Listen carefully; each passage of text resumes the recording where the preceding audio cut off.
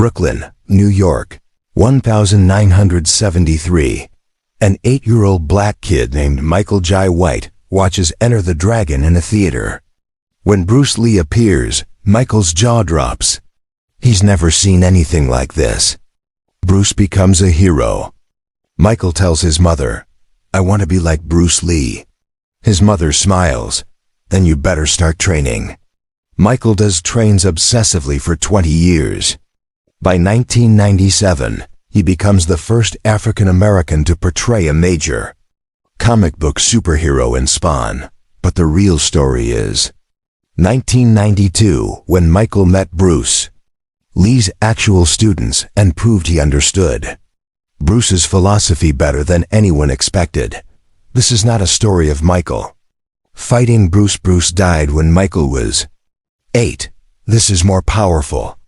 How a young black kid from Brooklyn, inspired by Bruce Lee, dedicated his life to martial arts, earned 7 black belts, and eventually earned respect of Bruce's actual students by embodying Bruce's philosophy. By 1990s-2000s, Michael Jai White becomes one of Hollywood's most skilled martial artist actors. Spawn, 1997. Undisputed 2, 2006. Black Dynamite, 2009. But unlike Van Damme or Seagal, who fabricated connections to Bruce, Michael honestly studied Bruce's philosophy and applied it authentically.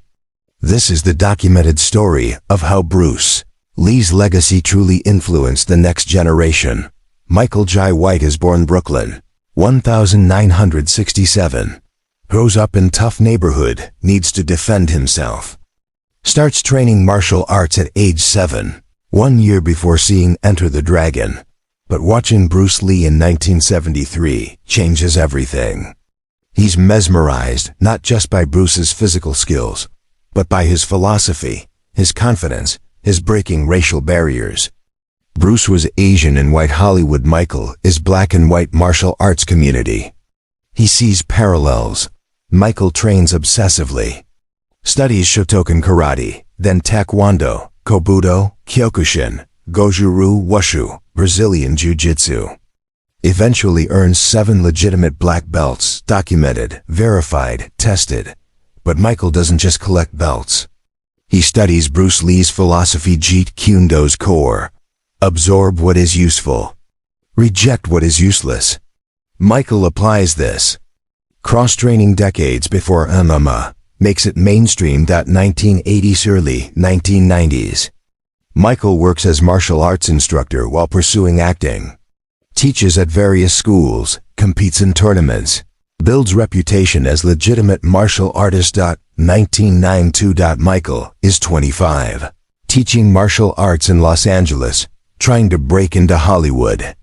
He hears Dan Inosanto, Bruce Lee's closest student, teaches at a school in Marina del Rey. Michael visits Dan's school, nervous but excited. This is Bruce Lee's actual student, the man who trained with Bruce. Helped develop Jeet Kune Do. Michael introduces himself humbly. "Mr. Inosanto. I'm Michael Jai White. I've studied martial arts since childhood. Inspired by Bruce Lee, I have black belts in 7 styles. But I want to understand Jeet Kune Do properly from someone who actually trained with Bruce Lee. Would you teach me?" Dan is initially skeptical. Many people claim dedication but lack genuine understanding. Many actors seek him just to claim they trained with Bruce Lee's student for marketing. "Show me what you know. Let's spar." They gear up lightly. Dan is 55, Michael is 25, significant age difference. But Dan is still highly skilled. They begin. Dan tests Michael with various techniques, boxing combinations, trapping hands, low kicks, different ranges. Michael responds beautifully. His movement is efficient, his understanding sophisticated, his adaptation quick. Not trying to beat Dan, trying to learn, adapt, respond intelligently. After 10 minutes, Dan stops, impressed. "You're the real thing. You actually understand martial arts, not just techniques, but concepts. Where did you learn to adapt like that?" Michael honest. "I studied Bruce Lee's philosophy." Jeet Kune, those core idea adapt to situation, don't be rigid. I've trained in 7 styles, but I try not to be trapped by any single style. I take what works from each. Dan smiles. That's exactly what Bruce taught.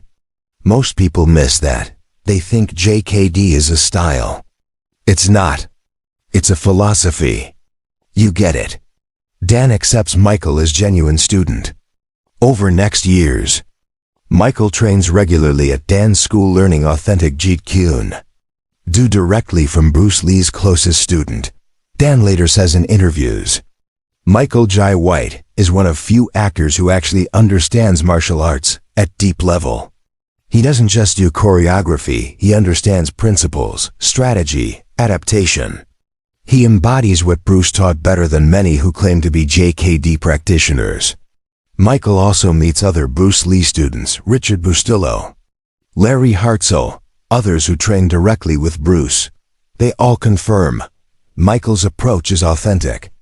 His respect genuine, his skill legitimate, unlike Van Damme who falsely claimed to train with Bruce, or Seagal who exaggerated credentials. Michael is honest. I never met Bruce Lee, he died when I was 8. But his philosophy changed my life. Training with his actual students like Dan Inosanto is an honor. I'm trying to understand what Bruce taught, not claim false connections. This honesty earns massive respect from Bruce's legacy community. 1990s-2000s, Michael's career takes off. Becomes first African American to portray major comic book superhero in Spawn, 1997. Stars in action films showcasing real martial arts, Undisputed, 2006, Blood and Bone, 2009, Black Dynamite, 2009. Unlike many action stars who rely on stunt doubles, Michael performs his own martial arts. His 7 black belts translate to screen authenticity. In interviews, Michael consistently credits Bruce Lee. Bruce Lee broke barriers for Asian martial artists in Hollywood. His success made it possible for someone like me, a black martial artist, to pursue this career. He showed that martial arts and philosophy combined can transcend racial barriers.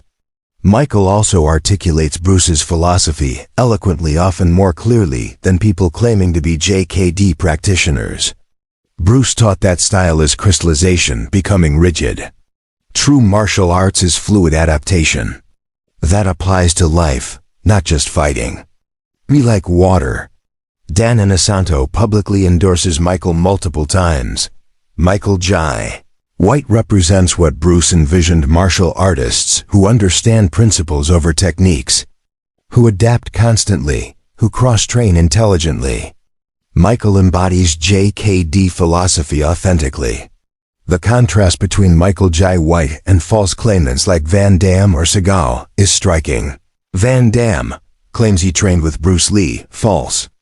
No evidence, contradicted by witnesses. Seagal claims he taught Bruce Lee, false. No evidence, contradicted by witnesses. Michael Jai White honestly states he never met Bruce. Trains with Bruce's actual students verifiably. Earns 7 legitimate black belts. Demonstrates real skills. Articulates Bruce's philosophy accurately. The martial arts community notices. Online forums, magazines, YouTube channels praise Michael's authenticity while criticizing false claimants. In 2010 interview, Michael addresses this. Some actors fabricate martial arts credentials or connections to legends, like Bruce Lee, for marketing. That's disrespectful. I was honest. Bruce inspired me as a kid. I trained hard for decades. I sought out his actual students. That's the respectful approach. What makes Michael's story powerful isn't physical skill, it's philosophical understanding. He truly grasped Bruce Lee's core message. 1. Cross-training. Bruce advocated studying multiple styles. Michael earned 7 black belts before cross-training was popular. 2. Adaptation over rigidity. Bruce taught being like water. Michael applies this fights differently in each film. 3. Reality over tradition. Bruce rejected traditional dogma. Michael tests techniques practically. 4. Breaking barriers. Bruce fought racial barriers. Michael, as first black comic book movie superhero, continues that legacy. 5. Humility and learning. Bruce remained a student.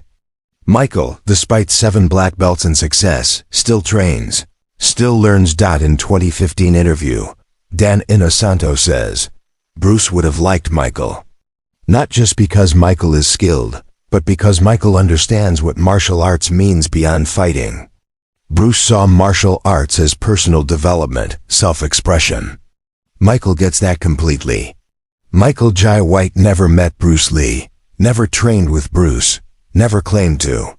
But he represents Bruce Lee's legacy more authentically than people who falsely claim. Direct connections. He did it the right way. Inspired by Bruce as a child. Trained legitimately for decades, sought out Bruce's actual students respectfully. Learned Bruce's philosophy honestly. Built successful career on real skills. Gave credit where due. This is the story Hollywood should tell, not fabricated connections, but genuine inspiration leading to authentic achievement. Brooklyn, 1973. An 8-year-old kid watched Bruce Lee on screen. That kid trained for 20 years, earned 7 black belts, sought out Bruce's actual students, learned philosophy directly, built legitimate career. Never claimed false connections. Just trained, learned, applied, respected. By 1990s 2000s, became one of Hollywood's most skilled martial artist actors. This is Michael Jai White's true story, the right way to honor a legend's legacy.